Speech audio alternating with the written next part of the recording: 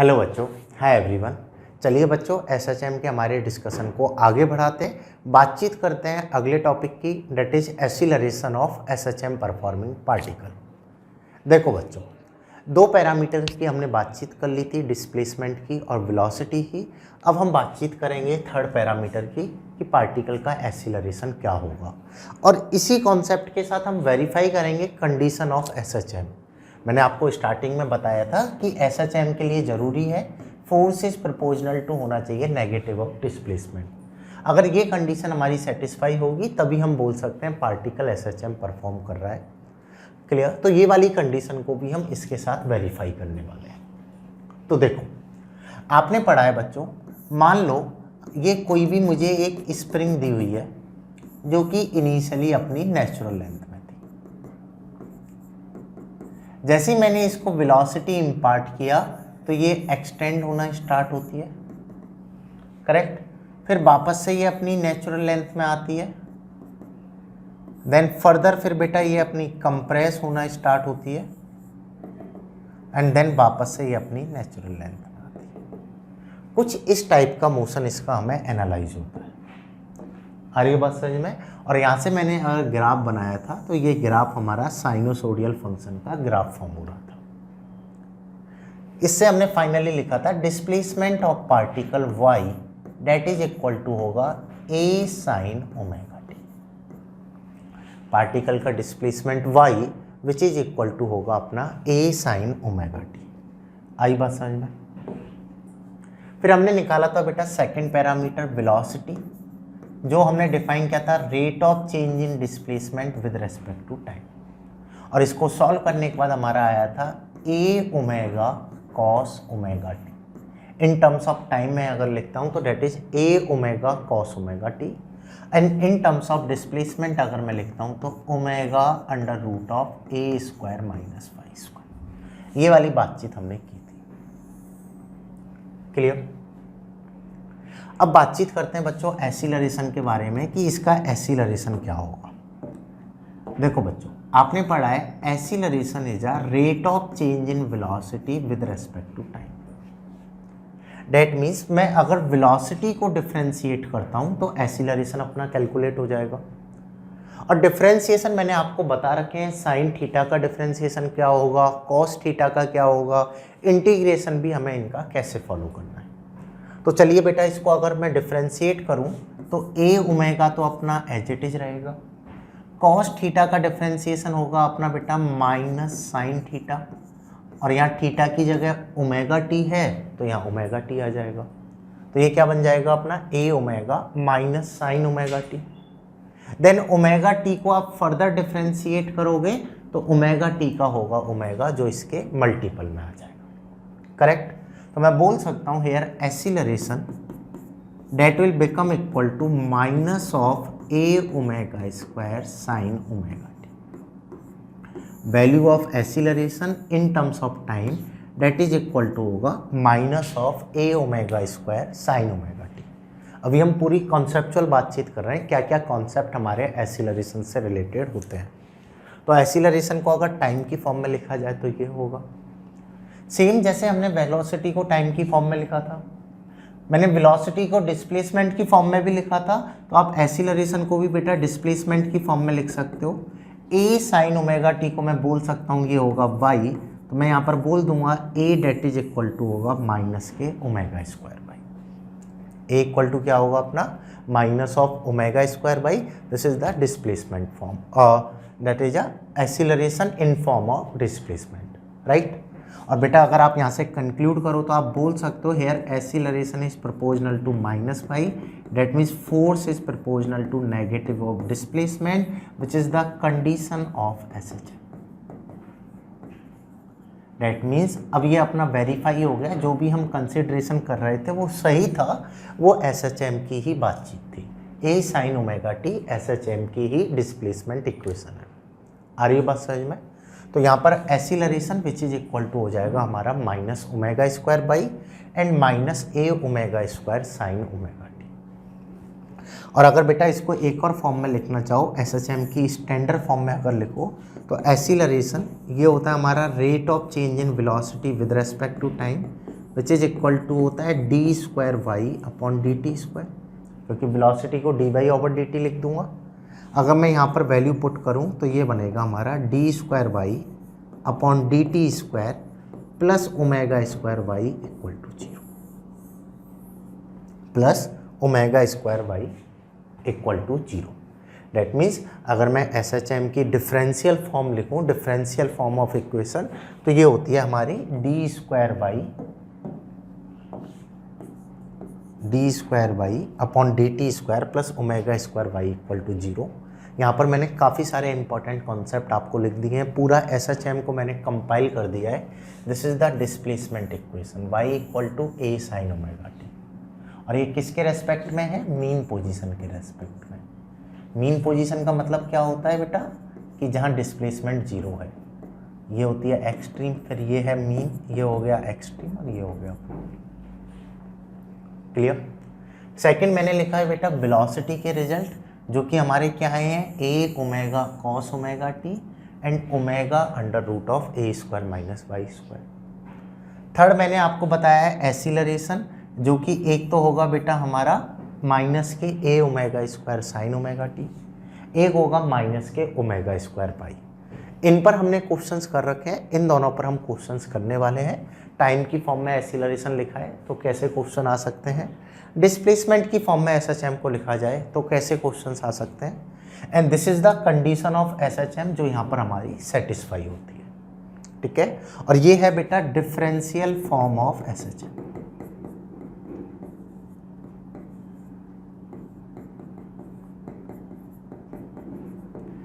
D square y upon d t square plus omega square y equal to 0। ये पूरा हमारा SHM का mechanics है। डिस्प्लेसमेंट क्या है, वेलोसिटी क्या है एंड एसिलरेशन क्या है। आ रही है बात समझ में? चलिए तो इन कॉन्सेप्ट को आप नोट डाउन करो। यहाँ से हम पूरा कॉन्सेप्ट मैकेनिक्स का डिस्प्लेसमेंट, वेलोसिटी और एसिलरेशन पर न्यूमेरिकल की बातचीत करेंगे। लिख लो बच्चों से।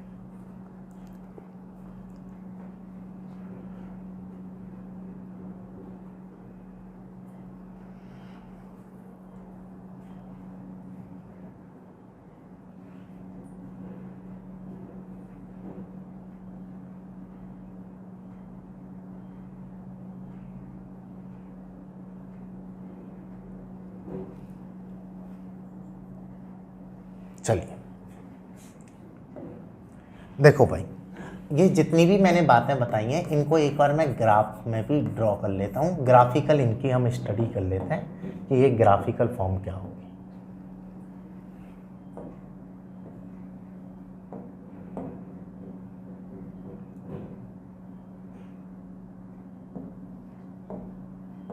देखो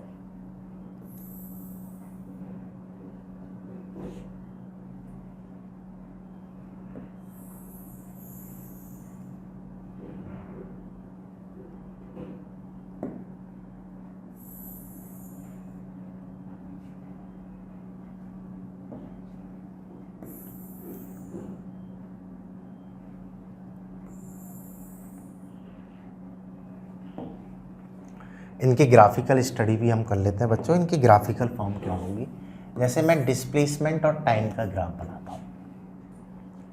तो आपने पढ़ा है बेटा डिस्प्लेसमेंट इक्वेशन होती है y equal to a sine omega t. अगर मैं t इक्वल टू 0 पुट करता हूँ तो डिस्प्लेसमेंट की वैल्यू भी अपनी क्या होगी, 0 होगी।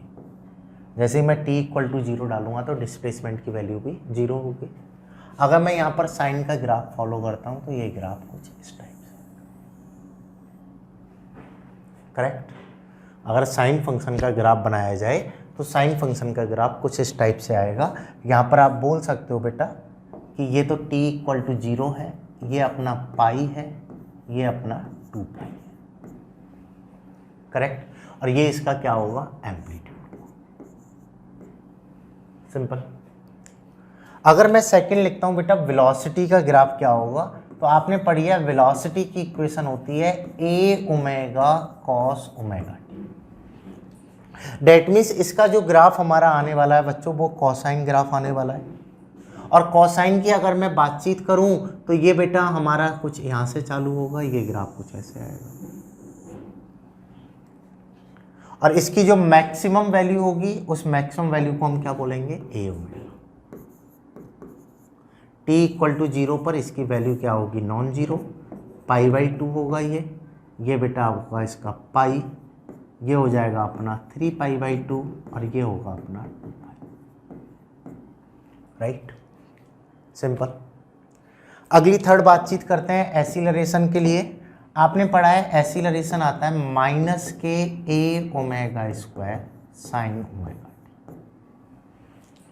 देखो बच्चों, यहाँ पर साइन फंक्शन आ रहा है तो ग्राफ तो साइन फॉर्म में ही आना है, लेकिन यहाँ पर माइनस आ रहा है। माइनस आ रहा है ये बता रहा है कि ये इसका उल्टा हो जाएगा। डेट मीन्स जो हमारा ग्राफ बनने वाला है वो कुछ ऐसे बनेगा।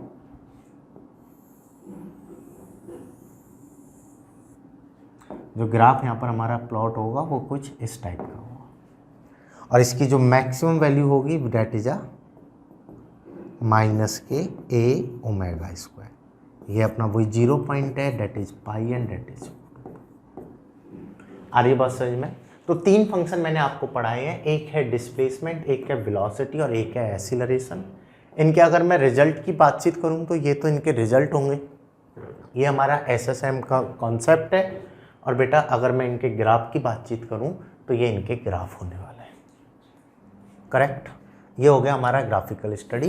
इन ग्राफ को भी आप प्लॉट कर लो, फिर हम इस पर और आगे की बातचीत करते हैं। अब हम एसिलरेशन से रिलेटेड क्वेश्चंस की बातचीत करेंगे, कंडीशन ऑफ एसएचएम से रिलेटेड क्वेश्चंस की बातचीत करेंगे। चलिए चलो आगे की बातचीत करते हैं। देखो बच्चों, पहला न्यूमेरिकल मैं ले लेता हूं, कंडीशन ऑफ एसएचएम पर।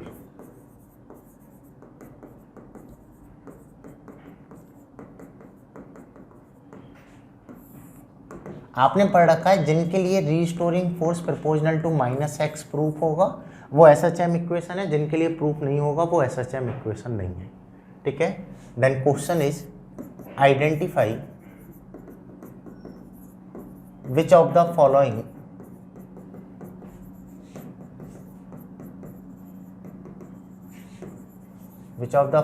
equations are SHM, are performing SHM।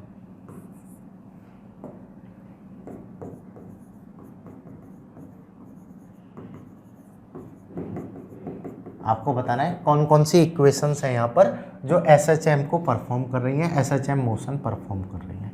मैं कुछ इक्वेशंस यहाँ पे लिख रहा हूँ। First, y equal to a sin omega T plus a cos omega t, और जो एसएचएम परफॉर्म कर रही है उनका एम्पलीट्यूड भी आपको बताना है। Second, y equal to a sin omega t cos omega t. Third, y equal to a sin omega T plus b cos omega t. Fourth, y equal to a sin square omega T. And fifth, 5 question मैंने एक साथ लिखे हैं, e की power iota t. ये यहाँ पर है बेटा iota, iota that is equal to होता है √(-1). ये 5 इक्वेशंस है, आपको बताना है कौन कौन सी एसएचएम है, और अगर एसएचएम है तो इनके एम्पलीट्यूड की वैल्यू क्या होगी एंड इनकी एंगुलर फ्रीक्वेंसी की वैल्यू क्या होगी। दैट मीन्स ए और ओमेगा आपको बताना है, ए की वैल्यू इनकी क्या होगी और ओमेगा की वैल्यू क्या होगी। पहला न्यूमेरिकल कंडीशन ऑफ एसएचएम पर हम बातचीत कर रहे हैं, कौन कौन सी इक्वेशन एसएचएम परफॉर्म कर रही हैं, और जो परफॉर्म कर रही हैं उनके एम्पलीट्यूड और एंगुलर फ्रीक्वेंसी की आपको वैल्यू लिख के बतानी है कि ए और ओमेगा का अमाउंट क्या होगा। करो सॉल्व, चेक करो कैसे इनका हम एम्पलीट्यूड और एंगुलर फ्रीक्वेंसी निकालेंगे और कैसे वेरीफाई करेंगे। बाकी मेरे साथ समझ लो, जो सॉल्व कर रहे हैं वो बेटा सॉल्व करो। देखो बच्चों, ऐसे क्वेश्चंस को सॉल्व करने का सिंपल सा पैटर्न है। अगर इक्वेशन को मैं कैसे भी a sin ओमेगा टी की फॉर्म में लिख सकता हूँ तो वो सेटिस्फाई करेगा a प्रोपोर्शनल टू -x की फॉर्म को। इसको हम सीधा सीधा एसएचएम बोल सकते हैं, मतलब सॉल्व करने की ज़रूरत नहीं है। अगर इक्वेशन को आप इस फॉर्मेट में लिख पा रहे हो तो वो एसएचएम ही होगा, ठीक ठीक है। जिनको आप नहीं लिख पा रहे हो उनके लिए आप ये वाली कंडीशन को चेक कर लो, तो यहाँ से हम पता लगा लेंगे कि वो SHM है या नहीं है। कहने का मतलब क्या है, एक एक एग्जाम्पल से आपको ये सारी बातें समझ में आ जाएगी। जैसे पहला दिया हुआ है y equal to a sine omega T plus a cos omega t, right. अगर मैं कैसे भी इसको एक सिंगल फॉर्म में कन्वर्ट कर पाऊंगा तो मैं बोल दूंगा ये SHM होगा। अब देखिए, अगर बेटा मैं यहाँ पर लिखूं तो a को मैंने कॉमन ले लिया, ब्रैकेट में रह गया मेरा sign omega T plus cos omega t, right. मैं इसको कैसे भी एक सिंगल फॉर्म में कन्वर्ट करना है।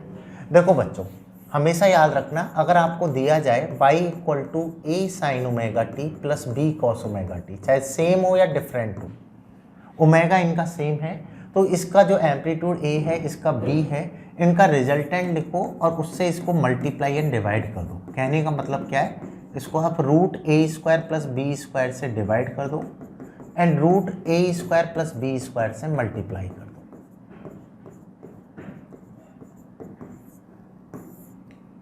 करेक्ट? कोई चेंज होगा? नहीं होगा। ऐसा हमने क्यों किया है? अगर मैं राइट एंगल ट्राइंगल फॉर्म करता हूँ, यहाँ पर देखिए बच्चों, ये a है, ये b है, तो ये इसका क्या हो जाएगा, hypotenuse root a square plus b square. That means, कहने का मतलब क्या हुआ, इसको मैं लिख सकता हूँ साइन ओमेगा टी, ये हो गया base upon hypotenuse, that means cos theta, plus ये है बेटा अपना कॉस ओमेगा टी, ये हो गया हमारा perpendicular upon hypotenuse, that means sine theta, right, multiplied by under root of A square plus b square, right. अब देखिए, अगर बेटा मैं यहाँ पर लिखता हूँ तो root a square plus b square, ये हो गया sign A cos B plus cos A sine B, जिसको हम लिख सकते हैं बेटा साइन ए प्लस बी, इसको हम क्या लिख सकते हैं, साइन ए प्लस बी। तो ओवरऑल इस इक्वेशन को मैं सिंगल साइन फंक्शन की इक्वेशन में कन्वर्ट कर सकता हूं, जिसका एम्पलीट्यूड आएगा हमारा रूट के ए स्क्वायर प्लस बी स्क्वायर। ये हमारा एक स्टैंडर्ड न्यूमेरिकल है जिस पर प्रॉब्लम आ जाती है। आ रही बात समझ में? क्या किया मैंने यहाँ पर, इसको A sine omega T plus B cos omega T को सिंगल फॉर्म में कन्वर्ट कर लिया, और कन्वर्ट करने का तरीका है ये। सेम वे में अगर बेटा मैं इसको कन्वर्ट करता हूँ तो यहाँ पर ये 1 है, ये 1 है, तो 1 के 1 अंडर रूट 1 का स्क्वायर प्लस 1 का स्क्वायर, तो रूट 2 से मल्टीप्लाई एंड डिवाइड कर दोगे, तो ये रूट 2 एक तो बाहर आ गया, अंदर रह जाएगा 1 by root 2 sine omega T plus 1 by root 2 cos omega t. Simple. अगर बेटा मैं यहाँ पर लिखूँगा रूट 2a, इसको आप लिख सकते हो sine omega t cos 45 plus cos omega t sine 45, right. तो यहाँ पर मैं बोल दूंगा y that is equal to होगा root 2a sine of omega T plus 45, sine A cos B plus cos A sine B, तो y that is equal to आएगा this one. आई बात समझ में नहीं आई? क्लियर? तो ओवरऑल अगर मैं इसको एक सिंगल फॉर्म में लिख सकता हूँ तो ये अपनी SHM इक्वेशन है, जिसका एम्पलीट्यूड a की बजाय होगा रूट 2a। a की बजाय कितना होगा, रूट 2a। काफ़ी अच्छा क्वेश्चन है, स्टैंडर्ड क्वेश्चन है, इसलिए मैंने आपको बताया है, आपको कन्फ्यूजन ना हो। क्लियर? सेम वे में बेटा अगर मैं पिछले न्यूमेरिकल में बातचीत करूं तो यहाँ पर ये a sine omega t cos omega t है, आपने पढ़ रखा है sine 2 theta, that is equal to होता है 2 साइन थीटा कॉस थीटा। तो अगर मैं इसको लिखना चाहूँगा तो मैं इसको 2 से मल्टीप्लाई कर दूँ, 2 से डिवाइड कर दूँ, तो ये बन जाएगा a by 2 twice sign omega t cos omega T, जिसको आप लिख सकते हो a by 2 sine theta cos theta is sine 2 omega T. बन गई सिंगल फॉर्म इक्वेशन, जिसका एम्पलीट्यूड कितना है अपना a बाई 2 और एंगुलर फ्रिक्वेंसी कितनी है 2 ओमेगा। आ रही बात समझ में? तो ये भी ओवरऑल SHM को बता रहा है। तो ये काफ़ी ट्रिकी क्वेश्चन है, ठीक है। ये SHM को बता रहा है, ये भी SHM को बता रहा है। ये वाला क्वेश्चन मैंने अभी आपको बताया ही है, ये भी SHM को बताएगा। a sine omega T plus b cos omega T, इस क्वेश्चन को मैंने आपको यहाँ पर सॉल्व कर दिया। आ रही है बात समझ में? चलिए इनको नोट डाउन करो, फिर अगले न्यूमेरिकल पे आते हैं, नेक्स्ट न्यूमेरिकल की बातचीत करते हैं। चले, अगला क्या है बेटा हमारा, साइन स्क्वायर ओमेगा टी। अगर मैं यहाँ पर इसको वेरीफाई करूँ तो साइन स्क्वायर थीटा को लिखने का ट्राई करते हैं। चलिए, अगला है बच्चों हमारा y equal to a sine square omega t. Correct. अगर बेटा मैं इसको लिखता हूं तो आपने पढ़ रखा है ट्रिग्नोमेट्री में cos 2 omega cos 2 theta that is equal to होता है 1 minus twice of sine square theta. That mean मैं लिख सकता हूं बेटा sine square theta which is equal to होगा 1 माइनस cos 2 थीटा अपॉन 2। ठीक है, आपने पढ़ रखा है ना cos 2 theta that is equal to होता है cos square theta minus sine square theta. तो इस आइडेंटिटी से मैं साइन स्क्वायर थीटा को ये लिख सकता हूँ। मतलब कि अगर मैं यहाँ पर लिखूँ तो a थीटा की जगह ओमेगा टी आ गया तो ये हो जाएगा 1 minus cos 2 omega T upon. अगर मैं इसको लिखूँगा y तो दैट इज इक्वल टू बनेगा a/2 minus a/2 cos omega t. Correct. अगर आप इसको देखोगे बेटा ये तो इसकी इनिशियल पोजीशन है, इसको मैं हटा दूं तो this is denoting SHM form. ये क्या बता रहा है हमें? SHM फॉर्मेट बता रहा है। So here we can say it is also showing SHM equation. Right, simple. तो ये बेटा हमारा फोर्थ न्यूमेरिकल भी हो गया, दैट मीन्स ये भी हमारा SHM है।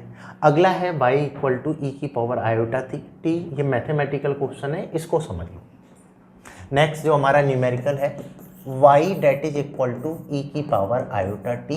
ये SHM है या नहीं है, इसको हम वेरीफाई करते हैं। देखो बच्चों, अगर मैं यहाँ पर देखता हूँ तो ये साइन की फॉर्म तो नहीं है सर, इसको डायरेक्टली देख के तो नहीं बता सकते। तो बेटा हमें यहाँ वेरीफाई करना होगा। अगर फोर्स प्रपोर्शनल टू -x आ गया तो ये SHM है, नहीं आया तो नहीं है। आपने पढ़ रखा है e की पावर x का डिफ्रेंसिएशन होता है e की पावर x।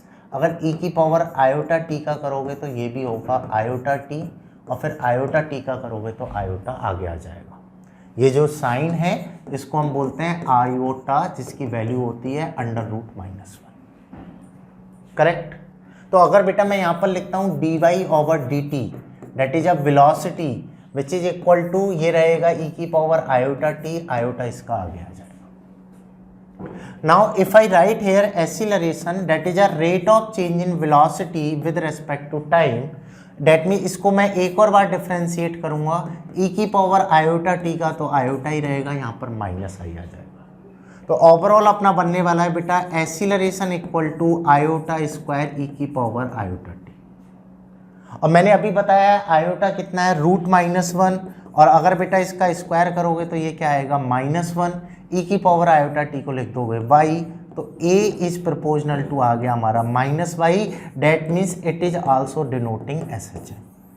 तो ये मैंने एकदम अलग चीज़ ले ली। ठीक है, जो अपनी बुक्स में है वो साइन या कॉस की फॉर्म में है, लेकिन मैंने एकदम अलग क्वेश्चन ले लिया ई की power iota T. Mathematical question है, बस आपको कॉन्सेप्ट समझाना है कि अगर f प्रपोर्शनल टू -x की कंडीशन अपनी सेटिस्फाई हो तो उसको हम बोल सकते हैं कि this is performing simple harmonic motion. ये हमारे SHM के केस होंगे। आ रही है बात समझ में? चलिए, तो बेटा इस एग्जाम्पल को भी नोट डाउन कर लो। ये एक अच्छा एग्जाम्पल है, एक न्यू टाइप ऑफ एग्जाम्पल है। अगर ऐसी कोई प्रॉब्लम आ जाए मैथमेटिकल तो उसे भी हम आसानी से सॉल्व कर लें, इसमें भी हमें कहीं कोई दिक्कत नहीं आए। क्लियर? चलिए अगली बातचीत करते हैं। तो देखो, अगर मैं यहाँ पर इनको समराइज करूँ, मैंने आपको काफ़ी इंपॉर्टेंट कॉन्सेप्ट बताया है। मैंने सबसे पहले आपको बताया कि बेटा डिस्प्लेसमेंट क्या है, वेलोसिटी क्या है, then acceleration in form of time क्या होगा, acceleration in form of displacement क्या होगा, जहाँ से हमारी आ गई थी कंडीशन ऑफ SHM क्या होगी। ठीक है, ये हमारा SHM ग्राफ था, और यहाँ पर हमने बेटा इसकी SHM की डिफरेंशियल फॉर्म को लिखा। करेक्ट। इसके बाद फिर मैंने आपको बताई थी बेटा ग्राफिकल स्टडी, कि इसकी ग्राफिकल स्टडी क्या होगी, ग्राफ्स को हम कैसे ड्रॉ करने वाले हैं। आ रही बात समझ में? इसके बाद मैंने कंडीशन ऑफ SHM पे कुछ न्यूमेरिकल लिखे, जिनको मैंने आपको यहाँ पर सॉल्व कराया है। आगे बात समझ में? अगला देखो, अगला न्यूमेरिकल की हम बातचीत करते हैं। अगला हमारा कॉन्सेप्ट है रीस्टोरिंग फोर्स, जिस पर हम न्यूमेरिकल बनाएंगे। रीस्टोरिंग फोर्स का मतलब तो नाम से ही हमें समझ में आता है, अगर कोई भी बॉडी अपनी ओरिजिनल ज्योमेट्री को रिगेन कर रही है तो जिस फोर्स के कारण वो रिगेन करती है that is called restoring force. जैसे स्प्रिंग था, स्प्रिंग को मैंने स्ट्रेच किया, ये नेचुरल लेंथ थी, मैंने अगर इसको x स्ट्रेच किया तो बेटा स्प्रिंग अपनी नेचुरल लेंथ में आने का ट्राई करेगी, दैट मीन इस पर रीस्टोरिंग फोर्स अपोजिट डायरेक्शन में आएगा विच इज इक्वल टू हो जाएगा हमारा मास इनटू एक्सीलरेशन। एंड यहाँ पर रीस्टोरिंग फोर्स स्प्रिंग में तो हम इसको लिख देते हैं माइनस के kx। अगर मैं एक्सीलरेशन के फॉर्मेट से लिखूंगा तो m एक्सीलरेशन आया था माइनस के ओमेगा स्क्वायर बाई, तो इसको आप लिख सकते हो माइनस के m omega square by also. आ रही बात समझ में? इस तरीके से भी हम इसको लिख सकते हैं। तो रीस्टोरिंग फोर्स क्या है? जिसके कारण बॉडी अपनी ओरिजिनल ज्योमेट्री को रिगेन करने का ट्राई करती है, that force is called restoring force, right. अब देखो, अगर बेटा इस रीस्टोरिंग फोर्स पे न्यूमेरिकल की बात करें, कैसा क्वेश्चन हमारा यहाँ पर बन सकता है। मान लो आपको दिया हुआ है, इस पे भी क्वेश्चन समझ लो, ये कोई भी स्प्रिंग है जो अभी अपनी नेचुरल लेंथ में है, इस पर बेटा ये वेइंग मशीन रखी हुई है। अब वेइंग मशीन का मास आप 0 मान सकते हो, वेइंग मशीन का जो मास है वो आप क्या मान सकते हो? 0 मान सकते हो, ठीक है। इस पर बेटा ये कोई भी पर्सन है,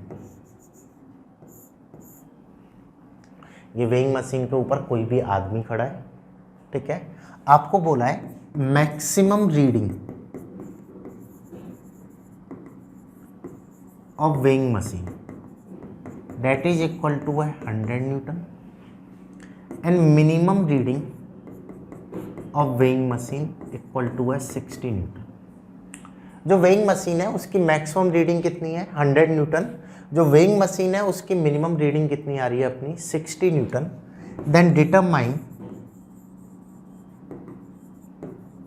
वेट ऑफ पर्सन। आपको बताना है बेटा एक्चुअल वेट कितना होगा, actual weight of person. Question समझ लो, काफ़ी अच्छा क्वेश्चन है। एक कोई भी पर्सन है जिसको हमने वेइंग मशीन पे खड़ा हुआ है, ठीक है। इस वेइंग मशीन की मैक्सिमम रीडिंग आती है 100 न्यूटन, मिनिमम रीडिंग आ रही है 60 न्यूटन। तो आपको बताना है बेटा कि इस पर्सन का एक्चुअल वेट कितना होगा। Actual weight of this weighing machine आपको डिटरमाइन करना है। सोचो कैसे करोगे, लॉजिक सोचो किस तरीके से मैं इसका एक्चुअल वेट लिख सकता हूँ। एकदम आसान सा है। मैंने आपको बताया है कि जैसे ही अगर मैं कोई भी सिस्टम की लेंथ को चेंज करता हूँ तो उसके अंदर रीस्टोरिंग फोर्स प्रोड्यूस होगा जो उसको उसकी नेचुरल लेंथ में लाने का ट्राई करेगा। बस इसी बात को हमें यहाँ पर अप्लाई करना है तो आपकी प्रॉब्लम सॉल्व हो जाएगी। चलिए चेक करें, बाकी मेरे साथ समझ लो कैसे सॉल्व करेंगे। देखो बच्चों, आपको बोला है ये वेइंग मशीन है, एक बार तो ये स्प्रिंग को कंप्रेस करेगा, एक बार ये स्प्रिंग को एक्सटेंड करेगा। इस डायग्राम को मैं वापस से नीचे की साइड बना लेता हूँ। जैसे एक बार तो स्प्रिंग एक्सटेंड होगी, एक बार स्प्रिंग अपनी मैक्सिमम कंप्रेस होगी और एक बार ये नेचुरल लेंथ। 3 पोजीशन पॉसिबल है। ये तो नेचुरल लेंथ है x इक्वल टू 0, ये इसमें मैक्सिमम एक्सटेंशन है, ये इसमें मिनिमम मैक्सिमम कंप्रेशन। पर्सन यहाँ पे खड़ा था, एक बार ये यहाँ पर है और एक बार ये यहाँ पर। 3 केस पॉसिबल है, करेक्ट। अगर बेटा मैं इसका FBD बनाता हूँ तो इस पर्सन पर नीचे की तरफ कौन सा फोर्स लगेगा? mg। स्प्रिंग स्ट्रेच्ड है तो स्प्रिंग पर भी फोर्स रीस्टोरिंग नीचे लगेगा। ओवरऑल वेइंग मशीन पे क्या लगेगा? Normal, correct. अगर मैं इस वाले में FBD बनाता हूँ, स्प्रिंग की लेंथ को बढ़ा रखा है तो स्प्रिंग नेचुरल लेंथ में लाने का ट्राई करेगा, डेट मीन्स फोर्स नीचे लगेगा। इसमें अगर मैं FBD बनाऊँ तो mg तो नीचे है, ऊपर नॉर्मल है, स्प्रिंग कंप्रेस्ड है, ये नेचुरल लेंथ में जाने का ट्राई करेगी तो रीस्टोरिंग फोर्स ऊपर लगेगा। कुछ ऐसा FBD बनेगा, करेक्ट। अगर बेटा पहले के लिए मैं यहाँ पर लिखता हूँ, इसको मैं N1 बोल देता हूँ, इसको N2, तो फर्स्ट है N1 that is equal to mg plus restoring force, और सेकंड है बेटा हमारा N2 that is equal to mg minus restoring force, correct. और N1 मैक्सिमम रीडिंग कितनी दी हुई है हमें 100, और मिनिमम रीडिंग हमें दी हुई है 60। इन वैल्यू को मैंने पुट कर दिया।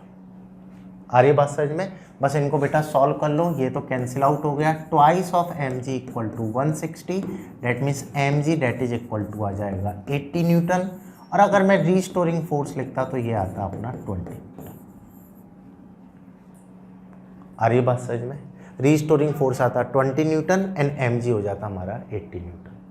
अगर आपसे एक्सीलरेशन पूछता तो आप एक्सीलरेशन भी लिख सकते हो, F इक्वल टू ma, ठीक है। रीस्टोरिंग मैक्सिमम रीस्टोरिंग फोर्स बचता है तो मैक्सिमम एक्सीलरेशन भी हमारा आ जाएगा, that is 20, mass is 8 multiplied by a maximum, तो मैक्सिमम एक्सीलरेशन बेटा हमारा हो जाता 2.5,